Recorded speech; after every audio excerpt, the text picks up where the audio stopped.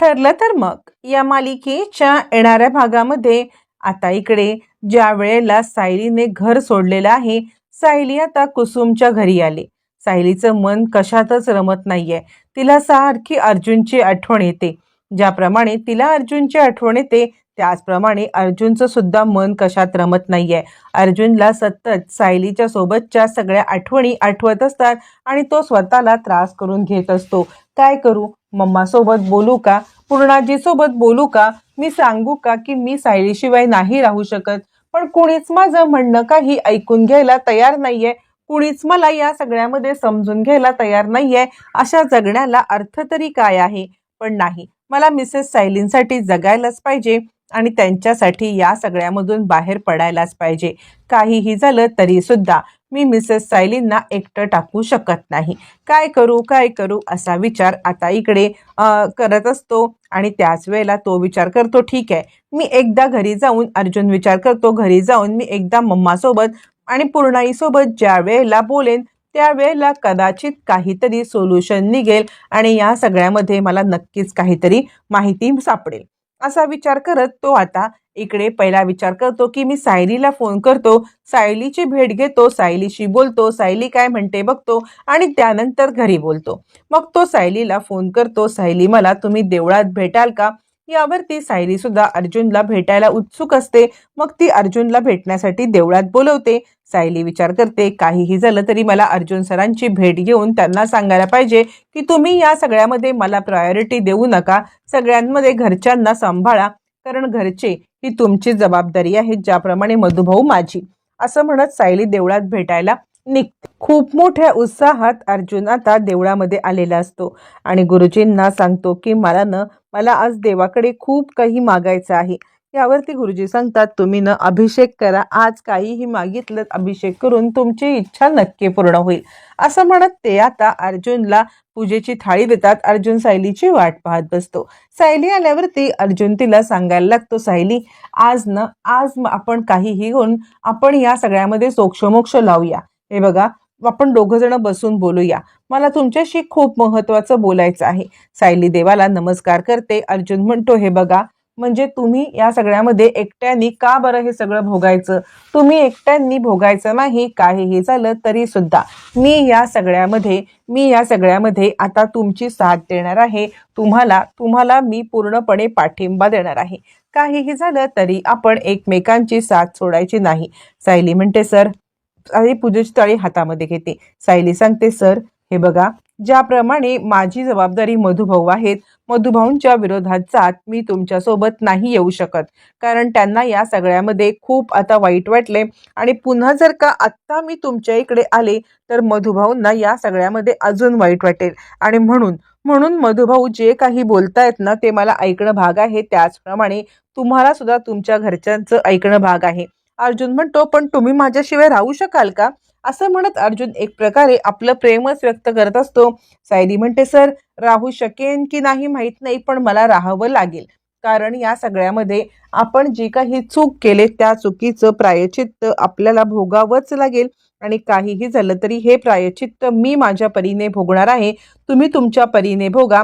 अर्जुन म्हणतो, ऐका ना, मी आज पूर्णाई आणि आता आईसोबत बोलणार आहे, मम्मासोबत आणि पूर्णाईसोबत बोलून मी तुम्हाला घरात आणण्याबद्दल सांगणार आहे. यावरती आता इकडे सायली सांगायला लागते, सर, तुम्ही कितीही हा सगळा प्रयत्न केलात ना तरी त्यांचा राग सहजासहजी जाणार नाही आणि तुम्ही त्यांना जरी मनवलत तरी सुद्धा मी मधुभाऊंना मनवण्यामध्ये किती यशस्वी ठरेन किंवा मी किती हे करू शकेन याची मला सुद्धा खात्री नाहीये. त्यामुळे मी तुम्हाला एकच विनंती करेन की काहीही झालं तरी तुम्ही कुणालाही मनवण्याचा किंवा कुणालाही हे करण्याचा अजिबात विचार करू नका, कारण ना या सगळ्यामध्ये हे मनवण्याच्या पलीकडे सगळं गेलंय. असं म्हणत सायली सांगते, काही दिवस असेच जाऊ द्या, आपण या सगळ्यामध्ये आता पुढे ढकलूया हे सगळं. अर्जुनला कळत नाही की मी सायलीला इतकं मनवण्याचा प्रयत्न करतोय, माझं प्रेम व्यक्त करण्याचा प्रयत्न करतोय, पण कोणत्याही प्रकारे आता मात्र इकडे सायली मला रिस्पॉन्ड करत नाहीयेत, सायली माझ्याशी काही बोलायला मागत नाहीयेत.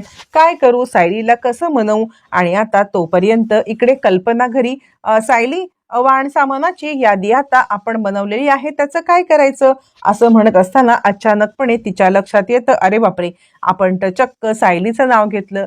सायली आता इकडे नाहीये, पण सायलीची आपल्याला इतकी सवय पडले की आपण सायलीशिवाय तीच आपलं पानच हलू शकत नाही. प्रत्येक गोष्टीत सायली, प्रत्येक गोष्टीत सायली. आपल्याला सायलीशिवाय या घरात काही सुचत नाही. कसा निभाव लागणार आहे? पण दुसऱ्या क्षणी कल्पना आपल्या मनाला सांगते, नाही नाही, काहीही झालं तरी सायलीशिवाय राहण्याची, सायलीशिवाय जगण्याची तुला सवय करून घ्यावी लागेल कल्पना.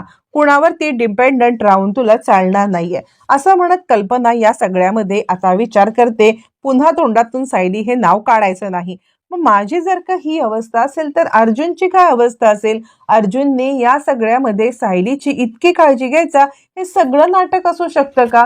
सगळं नाटक कसं असू शकेल? म्हणजे आता जर मला सायलीची इतकी सवय पडली तर अर्जुनला पण सवय पडली असेल. पण मग अर्जुन हे नाटक करत होता की खरं प्रेम होतं? काय होतं आता काही कळत नाही. तोपर्यंत अस्मिता प्रियाला फोन करते आणि काय ग, आपला तर प्लॅन यशस्वी झाला. आयुष्यात पहिल्यांदा असा डाव आपण खेळलोय आणि तो डाव फक्त खेळलो नाही तर तो डाव आपण यशस्वी करून दाखवलेला आहे. यावरती प्रिया म्हणते, हे बघ अस्मिता, अजून एक काम काय करायचं माहिती आहे का? म्हणजे अजूनही तू कल्पना मामी आणि पूर्णाजीच्या मनामध्ये विष पेरण्याचं काम तुझं करायचंच आहे तुला. म्हणजे जर का या सगळ्यामध्ये त्यांचं मत बदललं तर त्या सायलीला कदाचित घरी आणू शकतात आणि हे आपल्याला होऊ द्यायचं नाहीये. म्हणून तू हे सगळं कर. अस्मिता म्हणते, ते काय मला सांगायला पाहिजे? मी या गोष्टी करण्यामध्ये अशी एक्सपर्ट आहे ना, अशी या सगळ्यामध्ये यांना सगळ्यांना चकमा देईन, यांना कुणालाच कळणार नाही की काय झालंय ते. असं म्हटल्यावरती आता इकडे अस्मिता तेच काम करण्यासाठी कल्पना आणि पूर्णाजी यांच्याकडे येते. आता अर्जुन पुन्हा ऑफिसला येतो. सायली सुद्धा आपल्याला कोणत्याही प्रकारचा रिस्पॉन्स देत नाहीये, कारण घरचे विरोधात आहेत म्हणून, आणि घरून सुद्धा आपल्याला काहीही प्रकारे समजून कुणी घेत नाहीये. सगळेजण सायलीवरती चिडलेत म्हणून. काय करू या सगळ्यामध्ये सायलीला मनवण्यासाठी किंवा सायलीला या सगळ्यामध्ये पटवण्यासाठी किंवा सायलीला या घरामध्ये परत आणण्यासाठी मला काहीतरी करायलाच पाहिजे. पण काय करू हे मात्र त्याला काहीही उलगडत नसतं किंवा त्याला समजत सुद्धा नसतं. आणि आता अर्जुन विचार करतो, नाही, जर का माझ्या आयुष्यात सायलीच नाहीयेत तर तसंही माझ्या आयुष्याला काहीही अर्थ उरलेला नाहीये. मला न हे आयुष्यच नको आहे, कारण मधुभाऊ तयार होणार नाहीत, इकडे मम्मा आणि पूर्णाही तयार होणार नाहीत.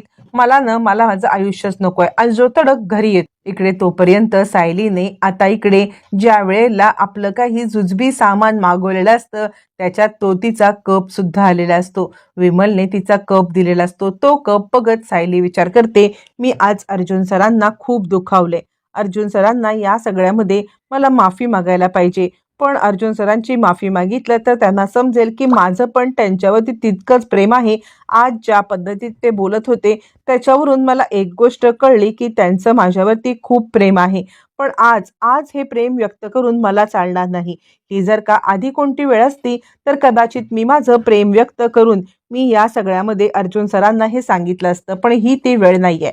आत्ता मी माझं प्रेम व्यक्त करू शकत नाही, असं सायली मनाशी निश्चय करते. आणि काहीही करून प्रेम सध्या तरी व्यक्त करायचं नाही, हा तिने आता ठरवलेला निर्णय असतो. पण तोपर्यंत इकडे अर्जुन घरी येत आणि आता स्वतःची एक चिठ्ठी लिहून ठेवतो. अर्जुन त्या चिठ्ठीमध्ये लिहितो, ज्या आयुष्यामध्ये सायलीला स्थान नाहीये ना, किंवा ज्या आयुष्यामध्ये माझ्या सायली नाही, ते माझं आयुष्य पूर्णपणे बेकार आहे. काहीही झालं तरी सुद्धा मी सायलीसोबत कॉन्ट्रॅक्ट मॅरेज केलं, ही गोष्ट खरी असली तरी सुद्धा नंतर मी सायलीच्या प्रेमात पडायला लागलो होतो. काहीही झालं तरी सायलीचं प्रेम हे माझ्या मनात दिवसेंदिवस वाढत चाललं होतं. पण पण आज अचानक मी माझं प्रेम व्यक्त करणार, त्याच वेळेला अचानकपणे अशा काही घडामोडी घडल्या की माझं प्रेम व्यक्त करायच्या ऐवजी मला सायलीपासून दूर व्हावं लागलं. आणि ही गोष्ट मला सहन होत नाहीये. मी सायलीला भेटलो, तिला घरी आणण्याचा प्रयत्न केला, पण सायली काही घरी यायला तयार नाहीये. आणि म्हणून या सगळ्यामध्ये मला आता माझं जीवन संपवण्याची इच्छा होते. असं म्हणत अर्जुन ती चिठ्ठी लिहितो आणि ती चिठ्ठी आपल्या उशाला ठेवून तो आपल्याला संपवण्याचा प्रयत्न करतो. हातामध्ये ती चिठ्ठी ठेवून आता अर्जुन आपल्या स्वतःला संपवण्याचा प्रयत्न करतो. पण तो स्वतःला संपवणार किंवा काही करणार त्याच्याच आधी त्याच्या शरीराने हार मानलेली असते. अर्जुनला फणफणून ताप येतो आणि अर्जुन सायलीच्या आठवणीमध्ये रडायला लागतो. तो स्वतःला संपवणार, पण त्याच्या शरीराने ऑलरेडी सगळी प्रक्रिया सुरू केलेली असते. तापात फणफणत अर्जुन ती चिठ्ठी हातात ठेवून असा धाडकन खाली पडतो. काही समजायच्या आत अर्जुनचे सगळे गलितगात्र झालेला असतो आणि त्याला या सगळ्यामध्ये काहीही पुढचं मागचं आता आठवत नसतं.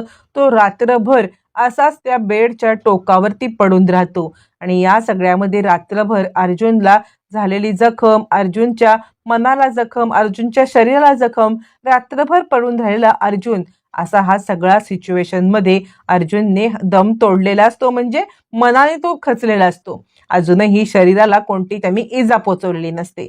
दुसऱ्या दिवशी सकाळी मात्र ज्या वेळेला कल्पना तिकडे येते त्यावेळेला अर्जुनला या अवस्थेत पाहिल्यावरती कल्पना आणि विमल दोघींनाही धक्का बसतो. अर्जुन अर्जुन काय झालं असं म्हणत दोघी जणी अर्जुनच्या इकडे यायला लागतात. पण अर्जुनचा पूर्णपणे अवस्था खूप बिकट झालेली असते आणि अर्जुन या सगळ्यामध्ये आता मात्र सायली आणि सायली आणि सायली, फक्त सायली सायली असा जप करत असतो.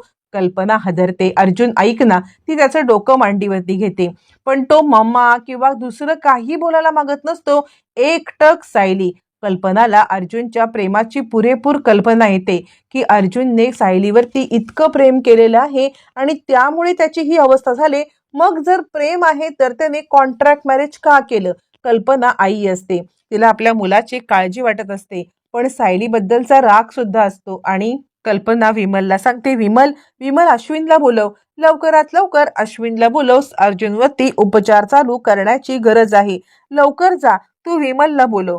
विमल विचार करते, हे तर अर्जुन दादा सायली सायली म्हणतायत, मी अश्विन भाऊजींना बोलवून काय करू?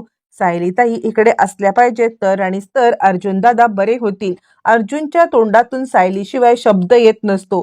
अर्जुन पूर्णपणे बेशुद्ध पडलेला असतो, पण फक्त तोंडामध्ये सायली सायली सायली. आता इकडे विमल म्हणायला लागते, ऐका ना कल्पनाताई, मला असं वाटतंय की आपण सायली बहिणींना फोन करूया का? कारण काहीही झालं तरी अर्जुन दादांची ही अवस्था सायली बहिणीच ठीक करू शकतात. आता आपण सगळं रागरुसवा बाजूला करूया आणि या सगळ्यामध्ये सायली बहिणींना बोलवून घेऊया ना, असं म्हटल्यावरती मग मात्र आता इकडे कल्पनाचा इगो आड येतो. विमल तिला समजवत असते, ऐका ना सायली बहिणींना फोन करूया ना.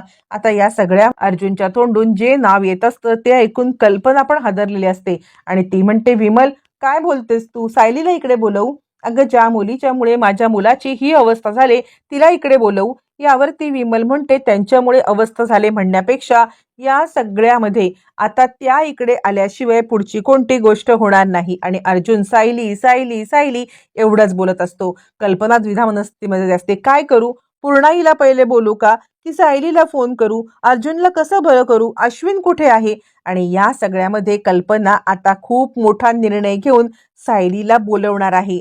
सायलीला बोलवल्यावरती नक्की आता अर्जुन बरा झाल्यावरती पुढे काय घडणार आहे हा सुद्धा व्हिडिओ लवकरच आपल्या चॅनलवरती येणार आहे. आजच चॅनलला सबस्क्राईब करून